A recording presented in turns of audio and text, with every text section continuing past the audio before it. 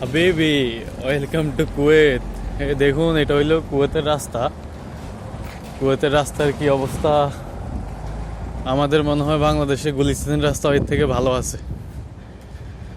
মানুষ আসলে এইসব দেশের নাম শুনলে মনে করে কি না কি, কিন্তু আসলে ভিতরে তো দেখেন। এটা হলো একটা কুয়েতের একটা অধ্যুষিত এলাকা। এখানে বাঙালিরা বসবাস করে বেশিরভাগই। বাঙালি না, প্রায় অনেক দেশের লোকই বসবাস করে, বেশিরভাগই বাঙালি। দেখেন রাস্তার কি অবস্থা, মানে ও আস্তে আস্তে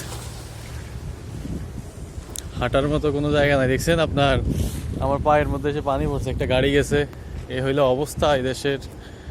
এই দেখেন, আমি যদি একটা ছাদের উপর থেকে দেখানোর চেষ্টা করি, দেখেন কি অবস্থা, মানে গাড়ি আসতে কষ্ট হয়ে যায়। এটা হইলো কুয়েত, দেখছেন। আর মানুষ তো হয়েছে পরের কথা, মানুষ হাঁটা তো পরের কথা। মানুষ কীভাবে হাঁটবো, পুরো রাস্তা ব্লক। মানুষ ওই যে আপনার পাশ দিয়ে হাঁটতেছে, আপনার ইয়ার উপর দিয়ে, ফুটপাত দিয়ে হাঁটতেছে আর কি। বিষয়টা দেখেন, একটা গাড়ি আসতে কষ্ট হয়ে যায়, এত পানি। দেখছেন রাস্তা, এটা হইলো মেইন রোড।